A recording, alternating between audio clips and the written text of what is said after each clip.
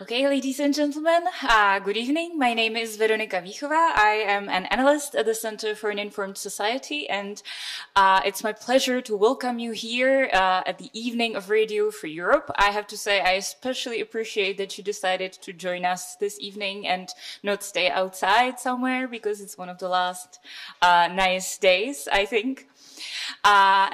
Today's topic is actually quite big. We are supposed to talk about reporting the facts in the world of disinformation. And we could talk about so many things today.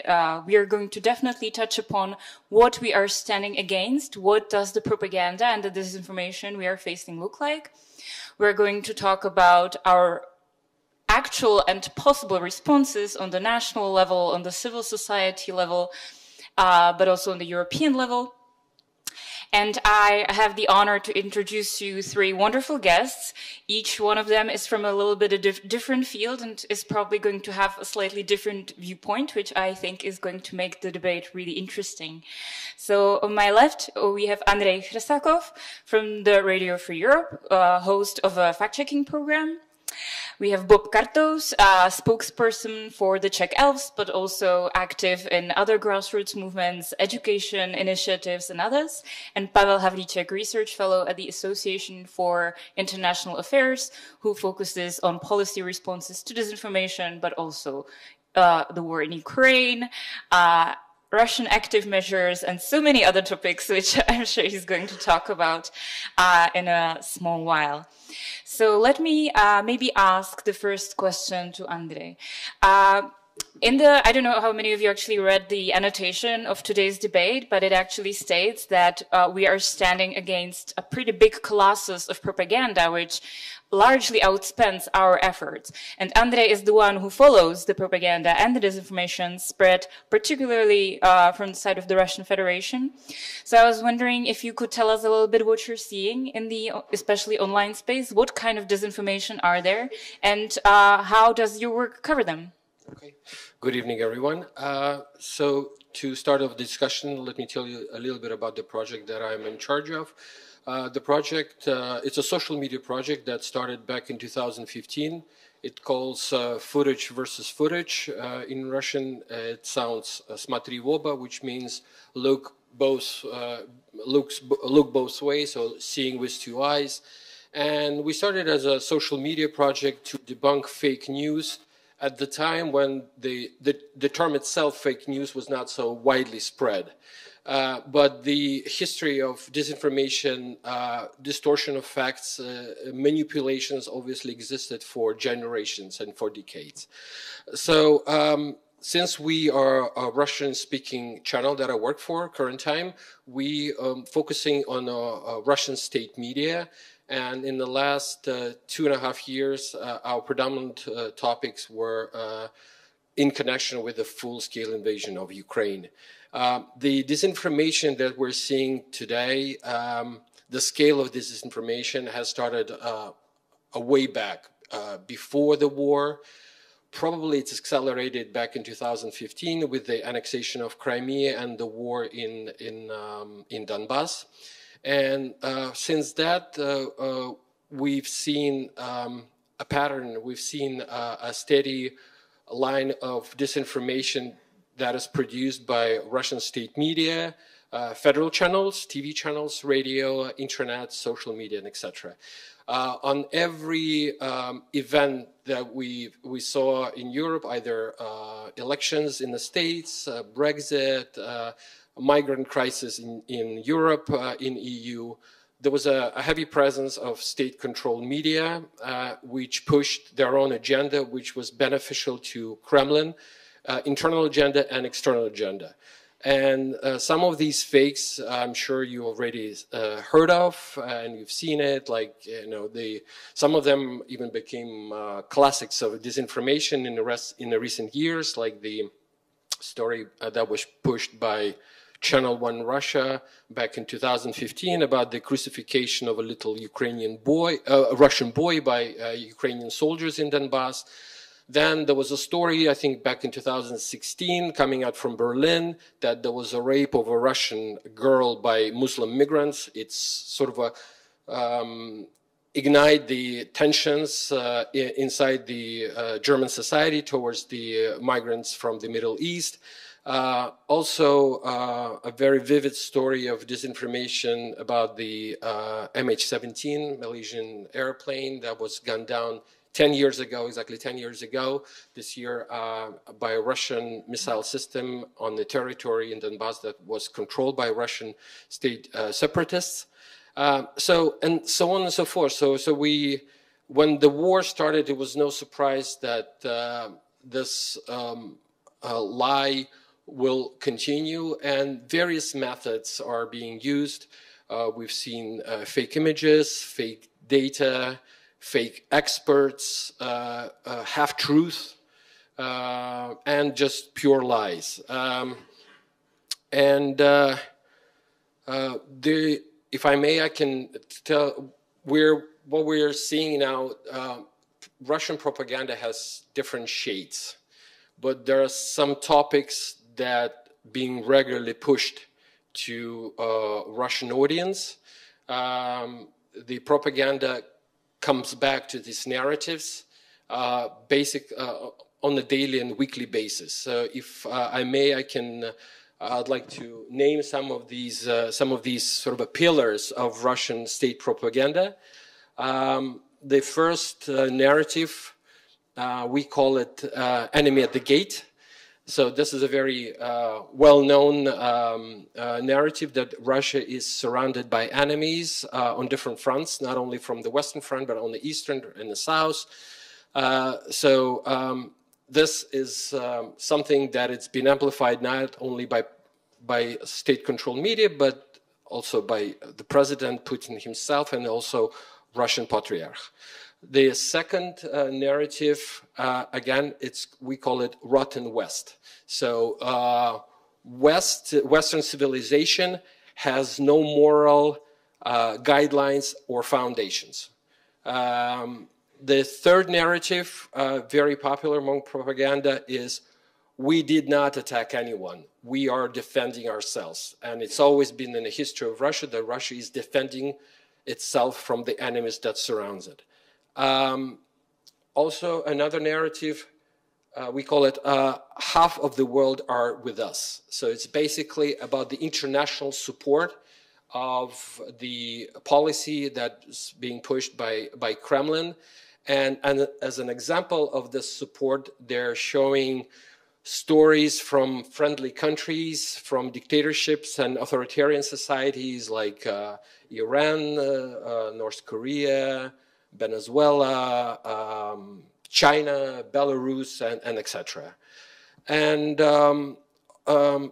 also, there's a narrative very specific to the events that are unfolding in Ukraine.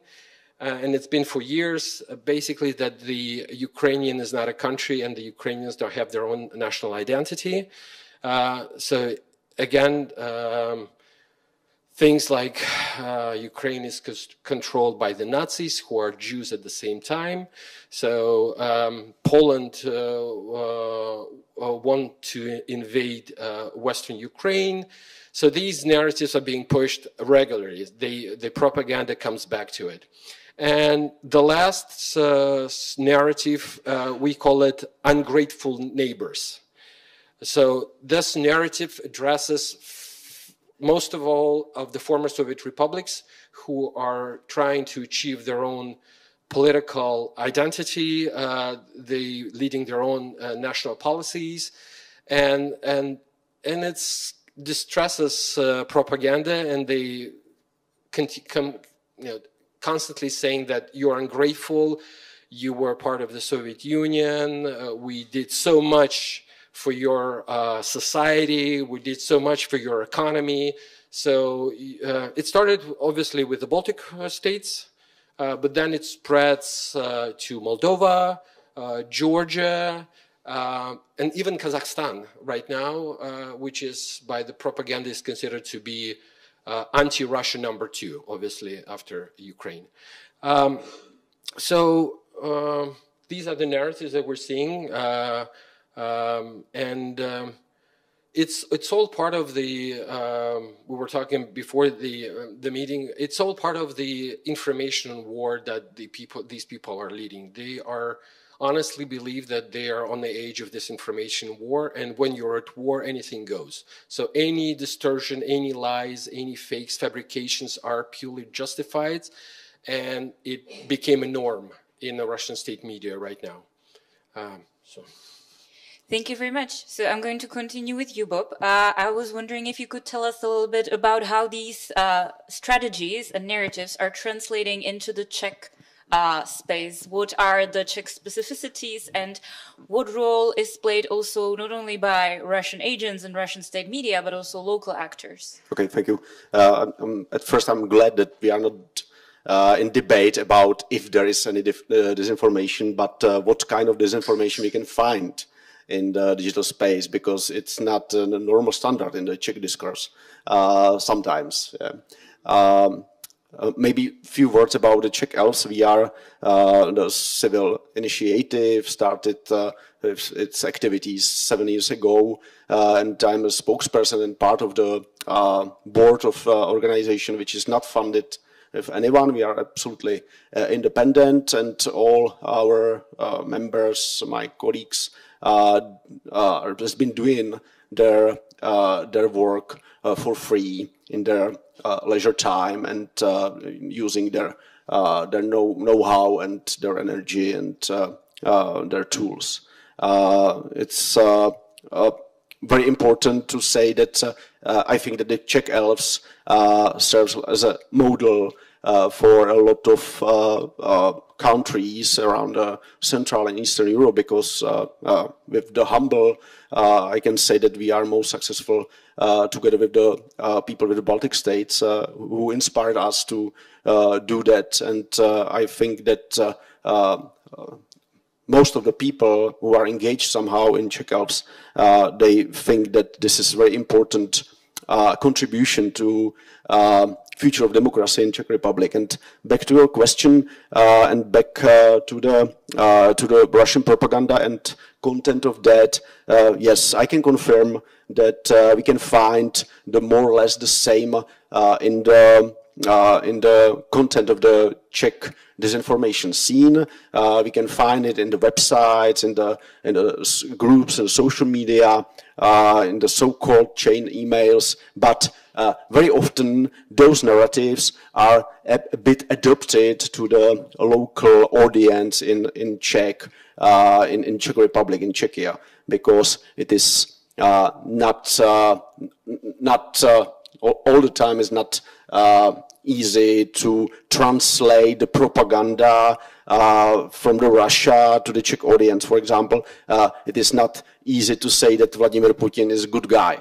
Yeah, because this sentiment in Czech audience is maybe among 5-6% of people who think that Vladimir Putin is a good guy. But you can translate it as, oh, this democracy is, there are too many decays, yeah, it is rotten because it is against the traditional way of life, for example. And look at the East, for example, in Hungary, they have Viktor Orbán, and in Slovakia, Robert Fico. And those are those strong men who would like to defend the conservative, traditional way of life. And this is the kind of the translation how you can explain the Russian propaganda to Czech audience. And this is more or less the same in countries around Central and Eastern Europe, because you need to adopt these narratives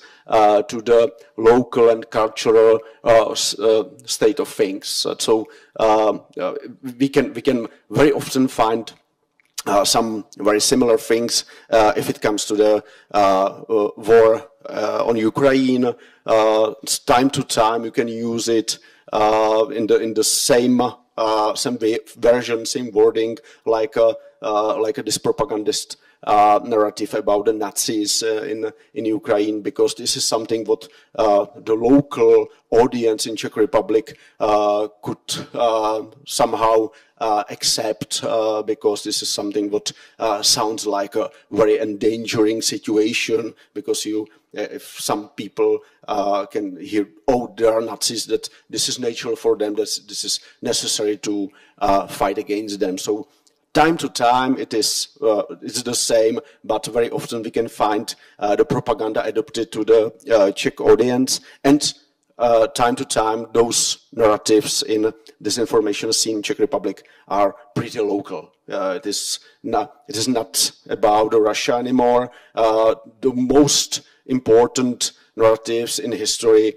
were, for example, we can also talk about COVID, but it started in 2015 with immigration. And immigration was something what made really a big history among Czech audience. And this is up to date misused or abused also in Russian propaganda. Not only propaganda, we know about the program, which is some designed to abuse the immigrants and send them through the Belarusian and Poland border and show the people in West, oh, look at it. Yeah, there is illegal immigration and endangering you still. And this is also the part of the program of the hybrid war from the Russian Federation in Central Eastern Europe. Thank you. Pavel, since we already mentioned 2015, if this debate took place back in 2015, we would probably not be as straightforward as we are today, because I remember, since I also started working on this topic at the time, that back then it was actually quite debatable. Like, people were wondering if it's even a serious problem, if we are not overestimating it. But nowadays, most people understand that there is an issue of disinformation and propaganda. Most people actually see Russia as a culprit in the war in Ukraine. So maybe I would like to ask you what the impact of disinformation is nowadays. How successful are there? And what tools do we have at our disposal to do something about it? Thank you so much, Veronika, and thanks to also Václav Havel Library and Radio Free Europe for inviting us. It's a great pleasure to be in this honorable place to discuss about such a big topic. Your question has two parts, so I will try to briefly look at the impact factor, because that's actually often debatable how much there is actually, and this is often disputed, like how much does it actually do to us, how much our decisions are being influenced, how much our lives are being affected. And sometimes I have the feeling that we are living in the time of panic, that we are constantly fearing that we are being manipulated because of the simple vastness of information that is all present around us. So we often are checking actually if we are not being manipulated. And what Andrew mentioned about the fact-checking, this is exactly the type of initiative that is being often used actually to verify, because some type of information with the speed of the information era and ecosystem and time we are living in, it's so hard, for the daily user of internet, of media sources to actually fact check,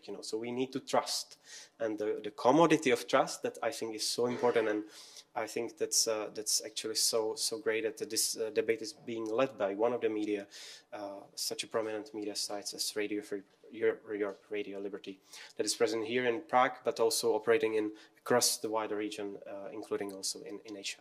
So that's really great, I think, and of course, when it comes to impact of disinformation, then I think on our everyday life it can have really different types of implications. But what I think is particular of significance is the often times of heated debate, electoral times, times of high-level political decisions. We have in this country, unfortunately, a sad experience of being under influence of disinformation in failing to take some notable decisions. And we might go back to 2008 when the debate about the placement of radar, US radar, was actually postponed indifferently. So we never actually got that, and how grateful we would be for this actually today in the times of the full full-scale Russian invasion into Ukraine. So we were indeed at times under really heavy influence of disinformation, both of domestic provenience and also sponsored by the foreign power, in that case Russian Federation, and that actually repeated several times again. And I might give a couple of more examples. Of course, you related back to the migration time, so that was, of course, yet another period of very polarized type of debate that was heavily influenced by disinformation, both sponsored by domestic powers and also abused by foreigners, Russia in particular, but also other ones, that, of course, and in the past very profoundly saw to actually disseminate chaos, panic in the society, and also stir anti-system emotions, undermine trust towards the state, towards these institutions. And these were all part of the debate that is actually part of this discussion about impact. So definitely this was there, and just the last couple of years, we saw again that came back actually, for example, with the debate about the investigation of the Verbětice affair, on which actually Russia's GRU agents took place. And again, what was an attempt of Russia, but also with its domestic allies and proxies in here, was again to steer attention away and to always go back to the famous or infamous slogan of Russia Today, RT, a question more. To pose a question more, really, what actually has happened, how can we know? It's so complicated that nobody really understands this, So this is exactly the type of strategy and tactics that they often use actually to blur the truth and to go away from facts into this interpretation and different interpretations of events. So that's something that we have seen repeatedly, actually. So that I would have to say about the first part, but this is, of course, an ongoing and very complicated debate about to measure. How do we measure impact of disinformation? If we pick these individual incidents, I think it's okay, we can do it. But on everyday life and ongoing processes, it's so much more difficult. But then, of course, the bigger question is, what do we do about that? So if we acknowledge this information is there, as Bob mentioned, we know that it's actually working in benefit of the foreign power, as Andrew mentioned. So how do we respond to this? And I would like to share with you three different types of the response. First, since we are speaking on this media platform, so I think one of the best response was actually taken by RFERL. And this was actually when the station decided to massively expand its Russian language media presence in Latvia. And I think this was one of the best decisions, to really not only do this debunking, but also focus on good journalism, because we need this kind of facts. We need information, we need credible news, we need timely delivery of these news, and we need our citizens to be informed, be that in Latvia, within this Russian-speaking environment, or in Estonia, or also to push back and go back to Russia and say, look, what your government is telling you, it's actually wrong, it's lie, and you're being manipulated. And this is so powerful, and still, I think we need to stick to this, because this is our most powerful weapon. So that's on the first note. But then, if we go back to Czechia at the national level discussion, I will follow then with the EU and a supranational type of debate, also with NATO.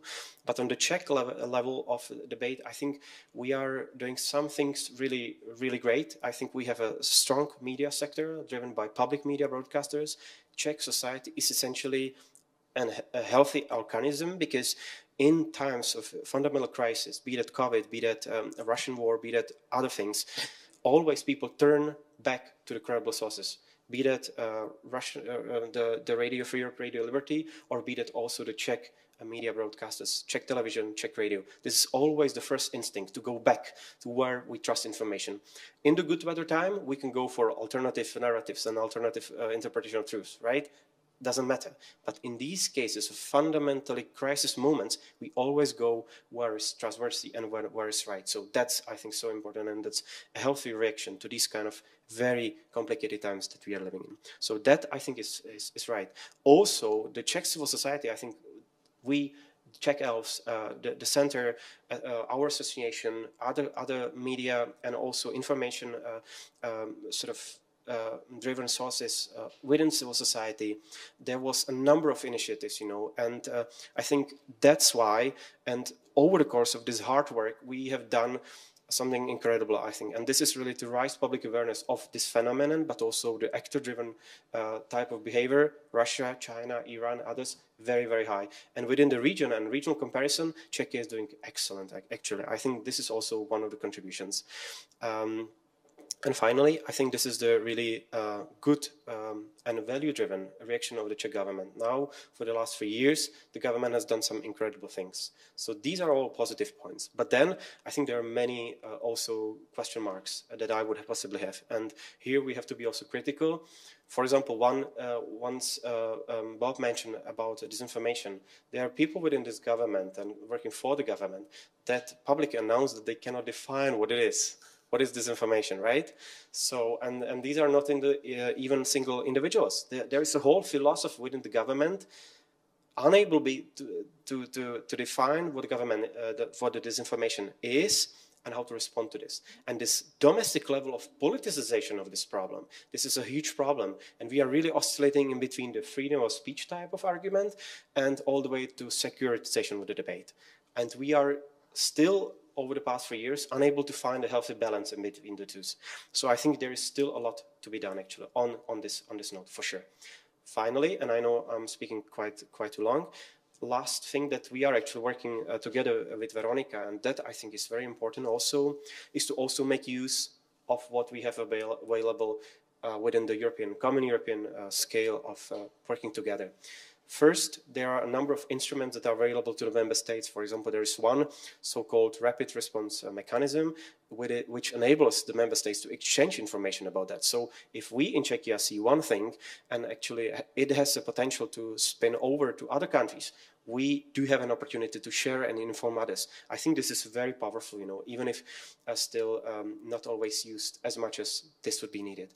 But also there is one thing that I think is so important, and this is actually also the digital regulation, because we know that social media platforms are one big culprit of this. And we know how much they have done of harm and how much they have underestimated our own security, even if making profits in our own societies, in the Czech Republic, across the European Union, hundreds of millions of users that are contributing and paying with their data, and also, of course, advertising and so on. And there is also something that we need to be doing in the Czech Republic, and this is to hold them accountable and also to make use of the European legislation to push them to do things in our favor and protect our integration within the information space. And one of the laws that we need to adopt desperately is the law, a national law on digital economy. And this will help us to become more secure and safe when holding the very large social media platforms such as Facebook, Google, Twitter, and others to account, actually. And that, I think, is still missing in what we need to focus on. Thank you so much. Thank you, Pavel. I think it's good to know that all these European-level countermeasures are only as useful as we are able to use them properly, which is what you're talking about. I only started to laugh a little bit because you mentioned the rapid alert system on the EU level, which I don't know, maybe something changed since then, but for a long time, countries weren't actually using it properly, and there was this rumor going around that it's not rapid, not alert, and not even a system. So let's hope that we will maybe strengthen our game in this area. Andrey, I would go back to the first cluster of countermeasures that Pavel mentioned, that is the venue of Radio Free Europe, and that's fact-checking, and you're hosting a fact-checking program, and I have maybe a little bit of a bold question. So does fact-checking work? And the reason I'm asking is because I can imagine it is very difficult to reach the audiences with the fact-checking news and reports who have been affected by disinformation. Usually people who seek fact-checking reports are not the ones necessarily who need it most. So what are your tools, what are your ways to reach these audiences and make an impact? Right. Well, I said the Project Footage versus Footage started as a social media project. For a while, we worked as a television program weekly. That was before the full-scale invasion. We were comparing how a particular topic of news was covered by various international medias. And that was like, it's a core of our project. So you have sometimes same footage, But the question is, what do you do with it? How do you adjust that footage, that image, that news? How you manipulate, how various state-controlled medias all over the world manipulate with this information in order for it to be beneficial to a state actor. So to answer your question, we came back to a social media format because for us it was a question of how to reach our audience inside Russia. With our television channel being banned in Russia, with our Moscow Bureau of Radio Free Europe being expelled and our reporters being harassed, we had to find a way. We understood that television doesn't, especially when the TV channel is banned, you cannot reach your audience inside Russia. So you have to go to various digital platforms, either Facebook, Instagram, TikTok now. In that sense, we're trying to build a bridge to get inside YouTube, to get inside a Russian audience. So we shorten our format. We focus on specific examples of manipulation and hoping that we are being watched and we're being seen by a Russian audience, by people who are really want to have an alternative, various sources of information, not only from the Russian tele or from a Russian radio state control, but from different sources, independent journalists, Russian journalists who are being expelled from Russia, but they're very present in the information field. You have a very strong media, independent Russian media based in Baltic states, in Czech Republic, in Poland, which are covering news inside Russia, the war in Ukraine. So that's our mission we're seeing. So yes, sometimes it's difficult. Sometimes we're lacking of feedback. But we hope that gradually we're moving slowly, but gradually we're moving in the right direction. Great, thank you, Bob. I was wondering, we are discussing here the basic dilemma between informing about the truth and then receiving lies from the propaganda sources. But I think we can also agree on the fact that disinformation and propaganda are not just truth based on lies, but very highly on emotions and manipulative and disinterpretative news. So should we, when responding to disinformation, also be able to use emotions maybe in a positive way? Or how do we actually use this to maybe build resilience in society and touch upon the more emotional levels of this perception? Surely yes, because you can also need some emotional messages, how to raise up the relationship to the values which are under the democratic system. This is something that you are proud about democracy, you are proud about the country which after 30 years make a really big progress towards the democracy, that you will be proud about the future if young people will be able to understand that their deployment or engagement in the civil things will help the democracy to thrive in the future. It is very important to give those people the feeling that to do something for the democracy, for the like I don't know, my colleagues in Czech Elves, that it makes sense, that it is very important, and it can significantly contribute to all others, to the community, to the country, and all those things could be deliver in an emotional way somehow, and it is very necessary. We are living in the times when we are overflowed with the negative messages, negative news in the digital space. This is something how digital space works, because we evolutionary are we have something like the evolution principle in our brain that we need to recognize the threat. And if you use the negative news and you explain the threat in the titles and subtitles of the articles, you started to attract our attention. And it is very important, for example, to say people that also the democracy nowadays is threatened somehow. It's a threat from the foreign actors, it's a threat from the populists, and it is using this principle of the attraction of the threat in a good way. Yeah, and I think that we shouldn't be hesitate to do it in some, let's say, understandable way. So I think that yes, and also there is a lot of different issues and topics you can really deliver to the people in the way which is more attractive than only the dry fact. Thank you. Pavel, you already mentioned that Czech Republic is actually doing fairly well compared to some of our neighbors and other countries in the region.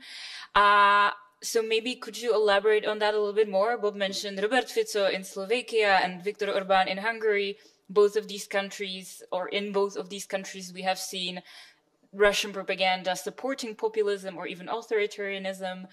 My question is, so if the Czech Republic is doing well compared to that, should we care? Does it present a problem for us? Should we watch what is happening in Slovakia, for example, in our neighboring country? Or is that not really our problem and we do not have to be worried about this scenario? And I'm sorry, I'm going to time your response this time.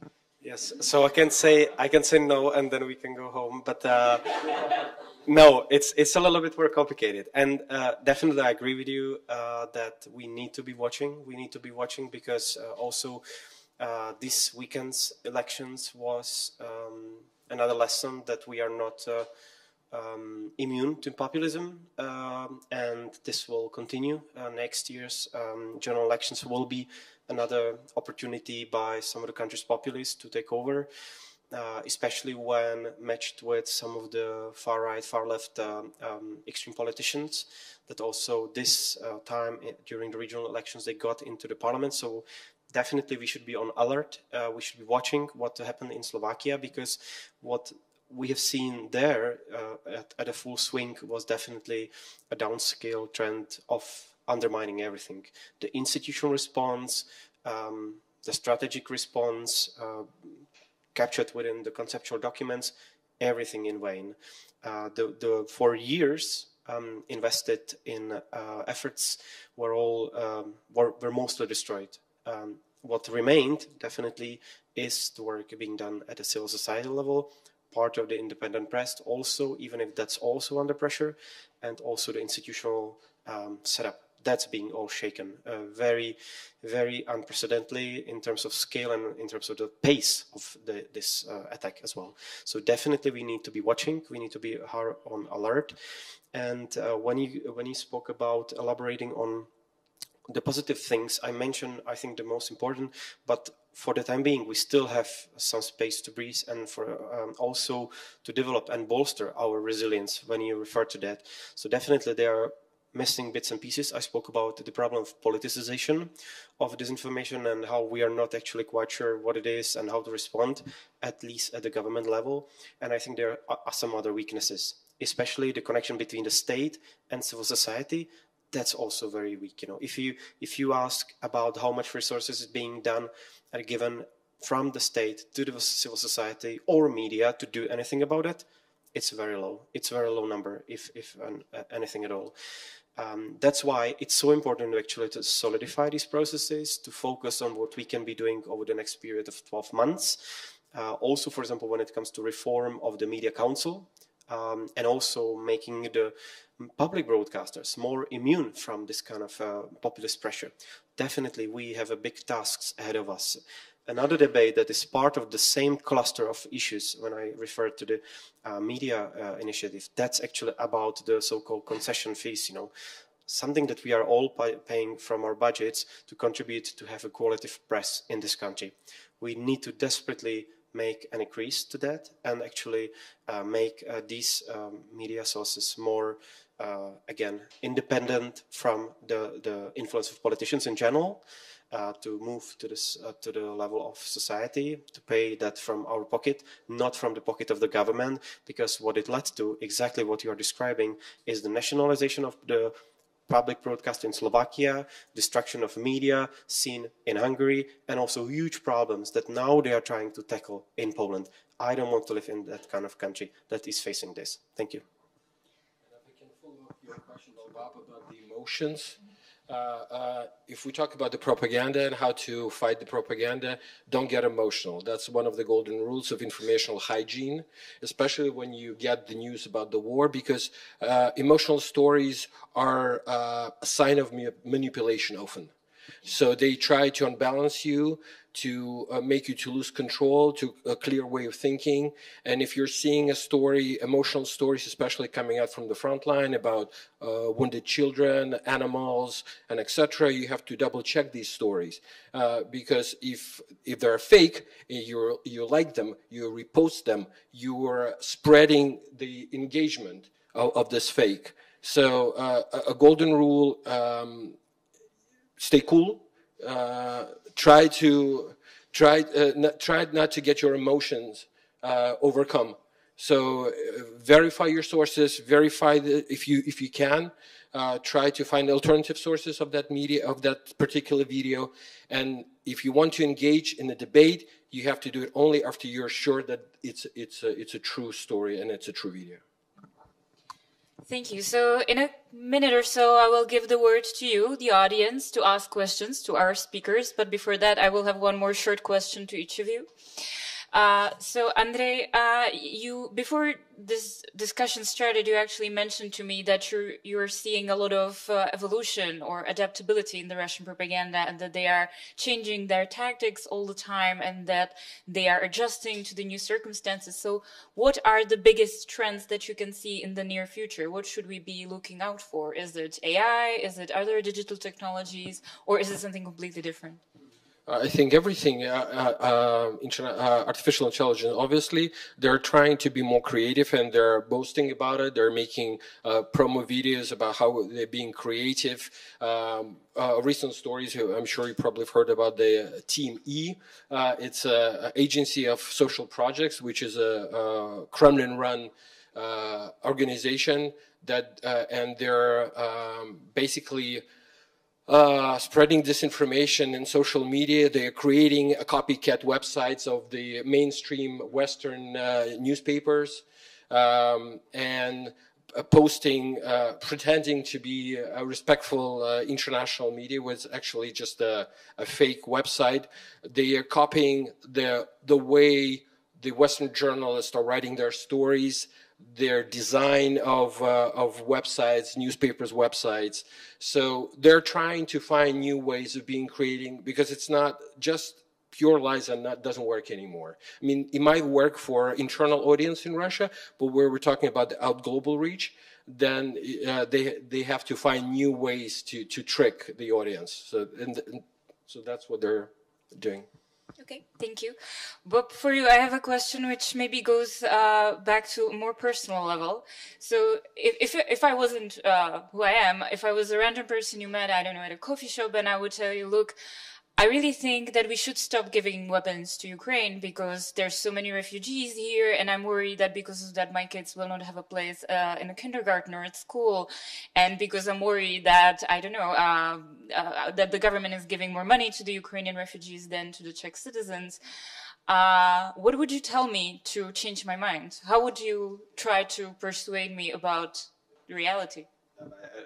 I'll try to emotionally build upon the fact that to have Ukrainians here is economically really benefiting to us. There are some numbers which make evidence about that, because our population is decreasing in the time, and we need kind of the managed immigration. But this is the first thing. The second and more important for me is that that in Ukraine those people fight also for us. That's the border between Russia, which is obvious, an apparent threat not only to Ukraine but also to the member state of the NATO, and it's very important to keep the border with this empire of evil in the distance of our interest, and this in our interest to help Ukraine as well as we are able to do it. So I will try to to talk to you about the importance of this action, of this help, the support, and encouraging the Ukraine to fight against the evil. That's my answer. Thank you.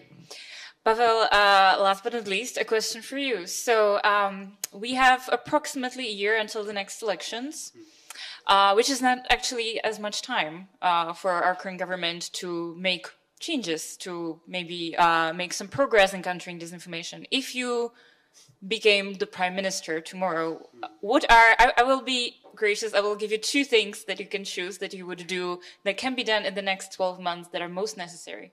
Wanted to have 20 or something. 12, two things, you say. I think there are a couple of things that we can do for sure. One, and we have started doing that just on the 1st of July, and that is to invest more in our strategic communication. We didn't speak about it so much, but still, now you have a department within the office of the Czech government, led by Otakar Foltín with his team, and they need more support. So definitely to give them the resources, and to pump money into that kind of sector. I think that would be something that we wouldn't regret for sure. And if you ask for the number 2, and that will be hard to decide about, because there are a lot of things that, including our law that we spoke about, that we need to adopt and to have the national implementation on the Digital Services Act. But still, I would push the government to actually solidify the situation of the public broadcasters. So to have an increased number of resources going their way, to make the process more independent, and to really clean the media councils from some of these crazy people that are still sitting there. I think that is the homework that we really need to be doing and dealing with within the next 12 months. If we secure that the public broadcasters are in place, they have a good breathing space, they can operate, they can be financially sort of independent, I think that is a good start for our debate afterwards, whatever happens within the next 12 months. Thank you. Great, thank you so much. And now, please, if there's anybody in the audience, I can already see a hand here.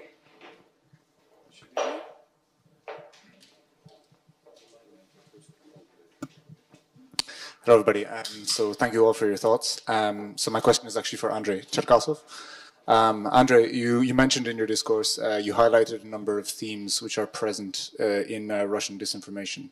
You highlighted especially Enemygate, Rotten West, a couple of others. Now, I put it to you that these themes actually are directly traceable to the writing of one man, which is Alexander Dugin. So actually, Enemygate, Rotten West, especially, we did not attack anybody. Half of the world are with us. Ukrainians are not a country, or Ukrainians are not a nation. Ukraine is not a country, especially, and ungrateful neighbors, maybe not so much. First of all, I suppose, what is maybe your comment on this? I would say that these themes are especially present in The Fourth Political Theory, which is his book from 2009, 5 years before the invasion. Second follow-up question to that is, there is a debate to what extent does he actually have an influence on Putin? Some have said that it is the driving force behind the Russian invasion.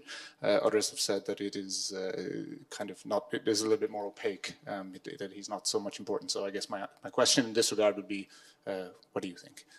Thank you. Well, I agree with you. I mean, these narratives been for years, and Dugin was been pushing these narratives, and he was quite influential. I don't think that he's the a main philosopher in Kremlin, but he certainly has influence on the people who surround President Putin.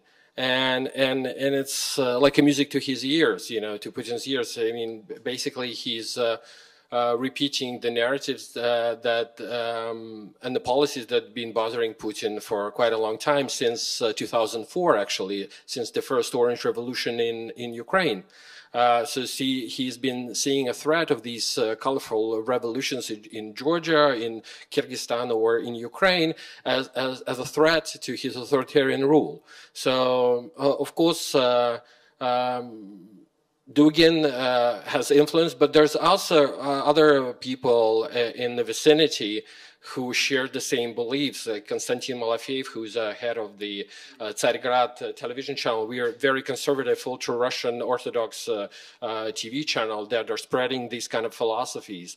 And we're seeing gradually these influences are being implemented in various spheres of social life in Russian society. And that's the homophobia that we're seeing. We're seeing that now they're talking about that Russian ladies should give birth more to children. They don't need to get their high degrees, diplomas. It's unnecessary. And I'm not making this up because these are like public politicians, deputies of Russian Duma that are making these claims, and they're proposing these ideas. Just recently, we did a story about the patriotic education in Russian school. What kind of a new topics, new subjects are being incorporated in daily curriculum of Russian kids in middle school and high school.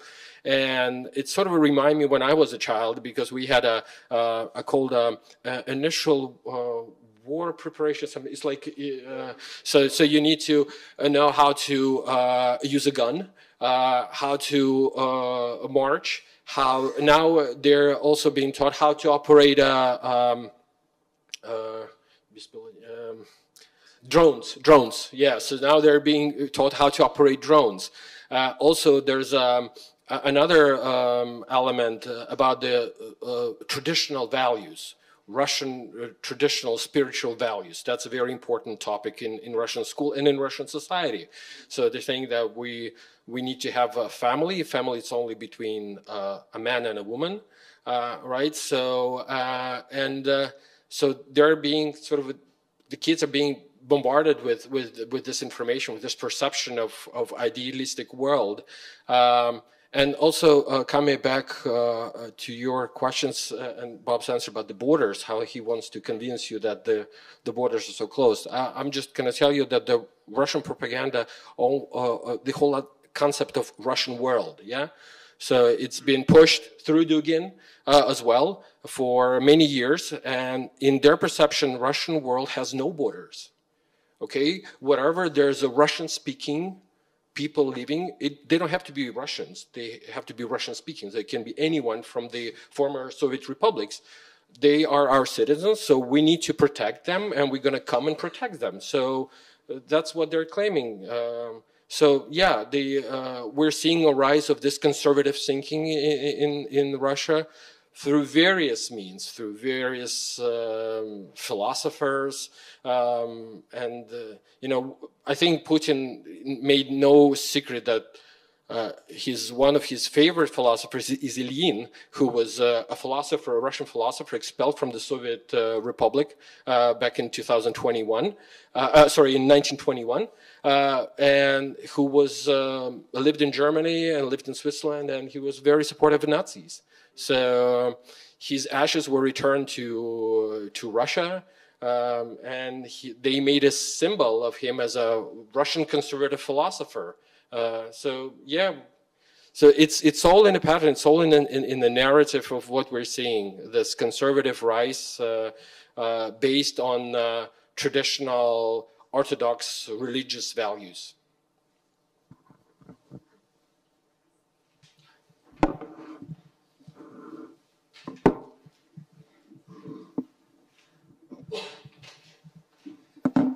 Hello, my name is Martin Uglier. Thank you very much for this discussion. It's a very big pity that the leaders of the free world did not listen to such discussions 10 years ago. I have a question for Mr. Cherkasov. There is this YouTube channel with YouTuber, Russian young guy called Andrew. I don't know what his name is now, but the name of the YouTube channel is 1420. Do you know it? 1420. And this young Russian guy from St. Petersburg is asking people in Moscow, on Moscow Street, Petersburg, and also in small rural towns of Russia, and asking them questions like, do you think we have free votes, we can free election here in Russia? Or he's showing them the pictures of atrocities of a Russian army in Ukraine and asking them questions, what do you think about it? It's totally something unbelievable. There are people who are evidently brainwashed, but there are people, young people most, who are criticizing their President Putin. And the question is YouTube still working in Russia? And if not, what other means of communication do you recommend, you think is possible to get the truth to young, critical thinking people in Russia? Thank you. Well, concerning YouTube, they're trying to slow it down. Especially in the last probably 2 months, we've seen attempts. It's running very slow and it's unstable. So we do get reports, numerous reports coming out from Russia that this idea of banning YouTube, it's always been in the minds of presidential administration, people who are responsible for these technologies. I think that I don't know if they will ban it completely, because YouTube is a platform for spreading propaganda outside Russia. So now they're like a week ago, they started a presidential YouTube channels, Putin's YouTube channel. It's been dead for like 2 years. Nothing was being posted on it. And now they are posting his speeches because they're trying to get the message out to the world, friendly world of Kremlin ruler. So they're using this technology. I don't know. We need to wait and see what actually will happen to YouTube. But attempts obviously are being made. They blocked Facebook already. They blocked Instagram. They're banning different digital platforms. So yes, they're trying. That's the last sphere that they want to take under control. They already succeeded in taking control over electronic media in television and radio, then printed press. Now they're after social media, because internet in Russia is still the last fortress. Something last that it's not being under total control of the government. So they're working on it. They're trying to maybe not to ban it completely, but to make a life of users miserable. So by slowing this, by making this technical glitches, they kind of are forcing the audience to abandon this idea, to look at the independent investigations being made by Russian independent journalists outside of Russia, by historical documentaries that sort of resonates with what we're seeing now in Russian society. So they're trying various methods, but I think we need to be engaged in social media. We need to try to get our message out, because there's maybe not a majority, but there's a lot of people who are using VPN, and they're trying to get access to that information. That's ironic when we're talking about our project, because we have a team outside of Russia, obviously, and we have a team in Ukraine, and we have a team in Baltic states. And in order to monitor propaganda, you need to access to these Russian state media. So we're using VPNs in order to get these propaganda, because these channels are banned in Europe. So I find it ironic. So we're using VPNs technology to watch this propaganda, and people inside Russia are using VPNs in order to get the flow of information. Yes, I just wanted to jump in with one sentence. Andrew spoke about it towards the end of his intervention, but to use the VPN, it's still possible. And of course, we do have a number of channels through which people can communicate. It's not that, well, the digital wall is being created slowly but surely, and the Russian government has tried to take control of the so-called Runet, the Russian internet. over the past years, they have learned a lot of lessons from Chinese communist regime in that regard, but still it's not perfect. And as many things are corrupt inside of Russia, this also is. And they don't have the full control, and despite all odds, and Andrew already mentioned the number of platforms that have been banned, and of course this record high censorship, post 24th of February 2022, we have seen a spike in this, but still it doesn't mean that there's no way to get through. So that's why the work of the radio is so important, and there are other projects. And it's when you speak with other Russian journalists, they always say that's why we were labeled, undesirable organization in Medusa and Dost and others. Foreign agents, yes. So different labels that are given to them, but that's because also they did have millions and millions, dozens of millions of viewers actually on their prime time and so on. So that's also still something that might give some hope, actually. Thank you.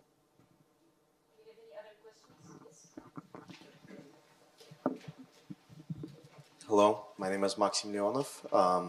So my general question was, as we see in countries more or less disconnected from the current conflicts, for example, in Germany, I mean, they're connected, but they're more disconnected than the former post-Soviet countries. And they're having a sort of a wave of far-right nationalism in the countries, for example, the AfD, the current electorate in France and UK. They sort of been having this, I don't know, a version of political instability for the past few years with switching prime ministers constantly. And in the US, as we see, we have far-right polarization. These people are, I mean, in my opinion, are more exposed and more vulnerable to this sort of propaganda. And with their rise, will the propagandas have a larger effect on these populations? And do you think that'll affect funding towards Ukraine within the next few years? As we know, this war is coming more or less to it's going to be a conventional war, so it's going to be a few more years, if not several more. How do you think this will affect funding and Ukraine's capability to fight back over the next decade? Maybe I can start, but expect that my colleagues will continue with their answers. I think that what we can see, that Germany is a perfect example. We can see that the post-totalitarian countries like those in Central and Eastern region of the Europe, and also the eastern part of the Germany are really more affected with some kind of the propaganda or some kind of the disinformation.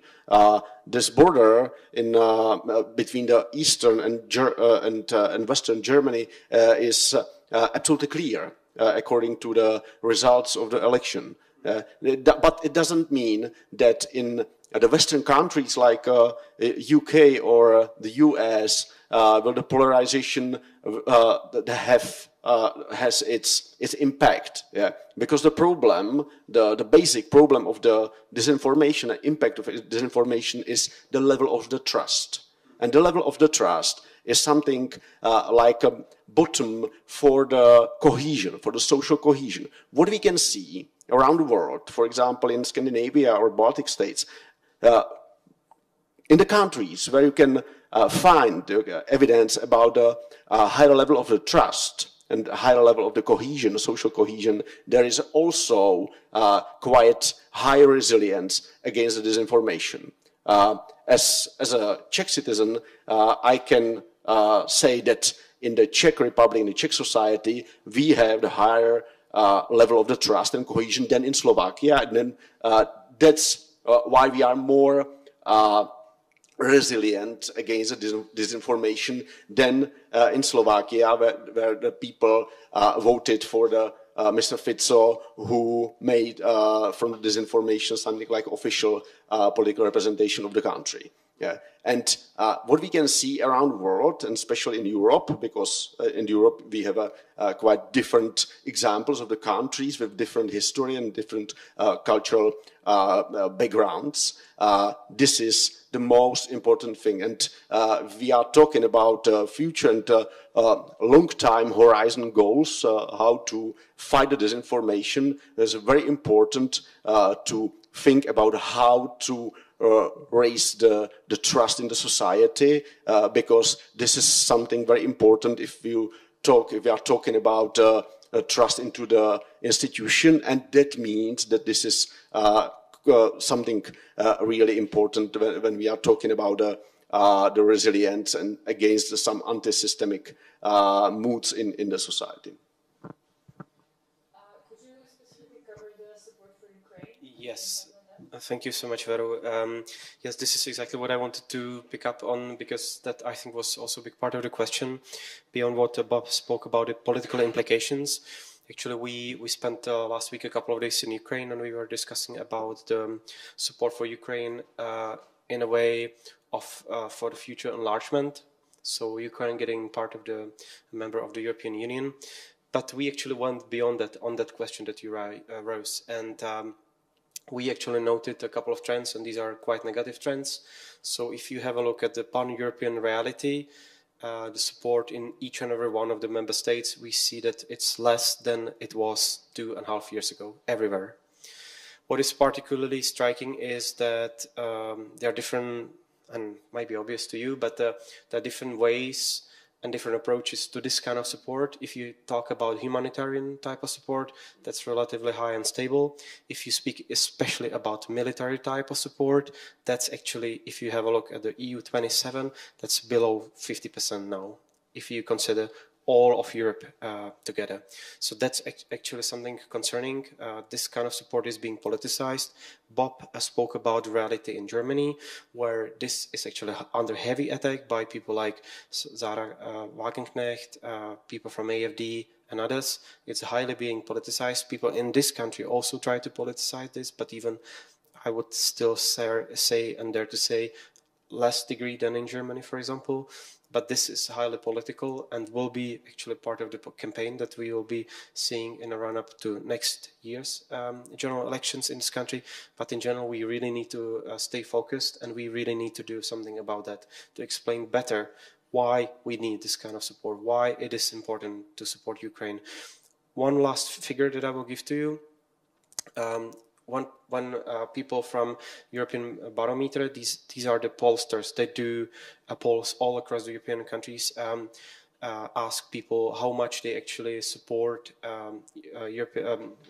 candidate status for Ukraine. So that's the very first phase for Ukraine to enter the European Union, to get a status of candidate country.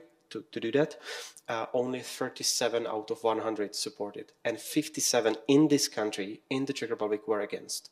So these are some really difficult numbers. We need to focus on that. We really need to explain what it is. You know, what, for example, the process of Ukraine's getting into the European Union, what this entails, how it affects our lives even, and so on. We need to really explain much better how we can support Ukraine and how also the European level of support for Ukraine works. So we do have major weaknesses. People don't know much about that. People don't know so much about Ukraine. It's a far country away. Very few people have ever been, you know. So we need to explain, you know, what it is about and what it does to people when it comes to the support for the country. So that's a big homework that we have in here. Thank you.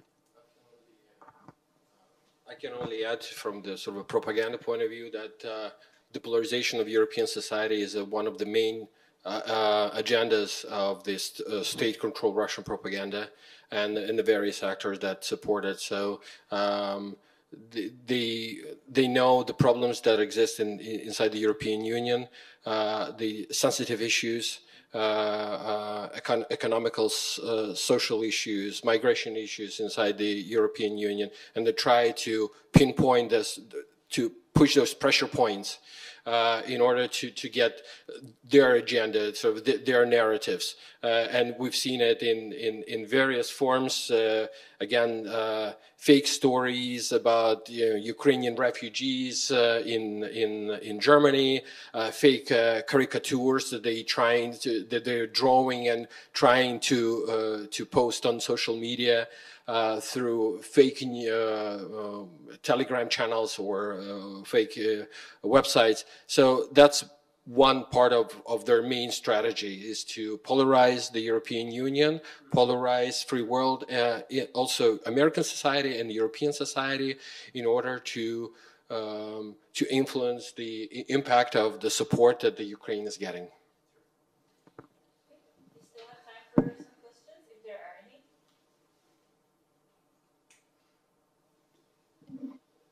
Yes.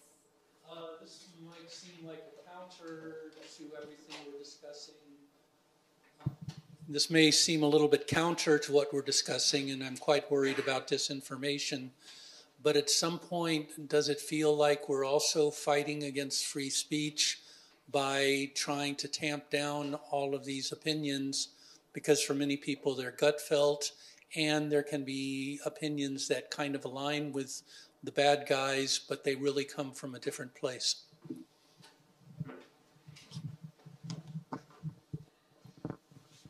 If I may start, and probably colleagues will have a lot to say, I'll go back to what I mentioned earlier about actually having the rules in place to make the space transparent and predictable for everybody, including for the end user such as you or me. And this is actually something that we still did not fulfill in the Czech Republic. I spoke about the law on the digital economy that would actually translate the European regulation of the social media platforms into the national level as well. And one of the crucial principles is actually, when holding these social media platforms accountable, is to actually get rid of this.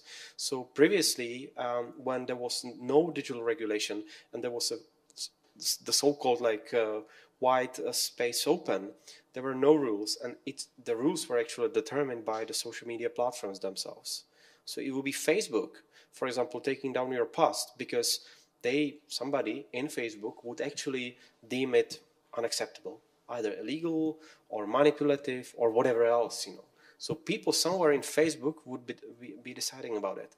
Whereas now, if we do the thing right, and we adopt this law and we actually make proper implementation of this regulation, we would have an appeal mechanism in place where you would be able and have your right actually to go back to Facebook and say, why did you do that? You need to explain to me.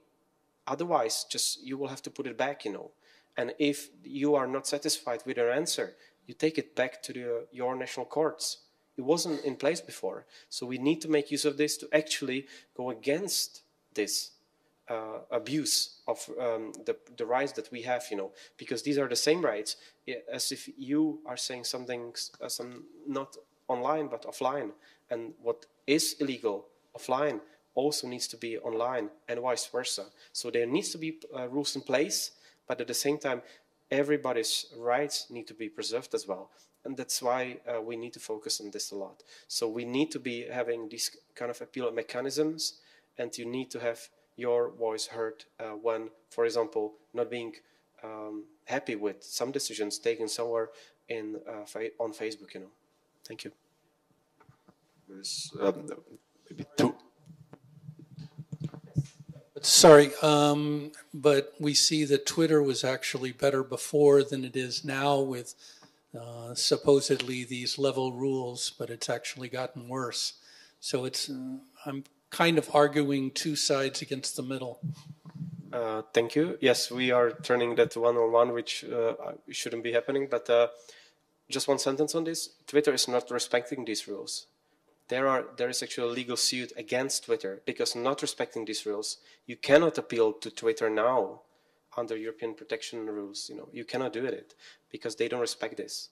And we need to, we are here in the European Union, and we need to be determining the rules, not Elon Musk in the United States. You are here, and Twitter wants to be here in the European Union, and they need to obey the European rules of the order, not something that is applicable for the United States.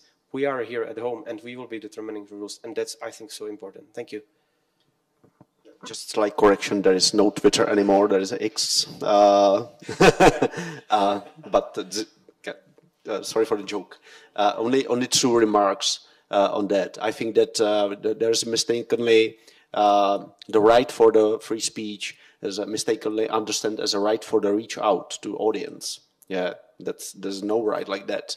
Yeah, we are in the X or Facebook or I don't know LinkedIn and Instagram. Those are private spaces, and those private spaces should also somehow be obeyed, as Pavel mentioned, to some rules. And my second remark is that those rules are not exploited enough because we can see in the digital space a lot of hate speech. We can see a lot of really attempts to make a panic. Yeah, and this is all of those things are against the law in the current state of things. Yeah, so let's also talk about how we can defend the right for the free speech, and in the same time to ensure that the digital space will be somehow obey to the state of things in the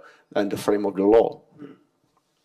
I can only add that propaganda loves to talk about free speech.